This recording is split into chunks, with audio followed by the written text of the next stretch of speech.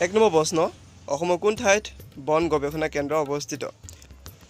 option A নগাঁৱত option B গুৱাহাটীত option C যোৰহাটত অপশ্যন ডি নলবাৰীত 3 2 1 ইয়াৰ ভিতৰত শুদ্ধ উত্তৰটো হ'ব অপশ্যন চি যোৰহাটত 2 নম্বৰ প্ৰশ্ন অসমৰ কোন ঠাইত মানসিক ৰোগৰ চিকিৎসালয় আছে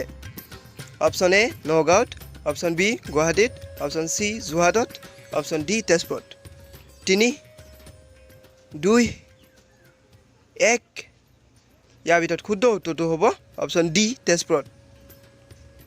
3 নম্বৰ প্ৰশ্ন অসমৰ কোন ঠাইত সৈনিক স্কুল আছে অপশ্যন এ গুৱাহাটীৰ জালুকবাৰীত অপশ্যন বি গোলাঘাটৰ দেৰগাঁৱত অপশ্যন চি গোৱালপাৰাৰ মৰনৈত অপশ্যন ডি কৰিমগঞ্জৰ পাথাৰকান্দিত 3 2 1 ইয়াৰ ভিতৰত শুদ্ধ উত্তৰটো হ'ব অপশ্যন চি গোৱালপাৰাৰ মৰনৈত 4 নম্বৰ প্ৰশ্ন অসমৰ কোন ঠাইত কেন্দ্ৰীয় বিশ্ববিদ্যালয় আছে অপশ্যন এ নগাঁৱত অপশ্যন বি গুৱাহাটীত অপশ্যন চি যোৰহাটত অপশ্যন ডি তেজপুৰত ইয়াৰ ভিতৰত 3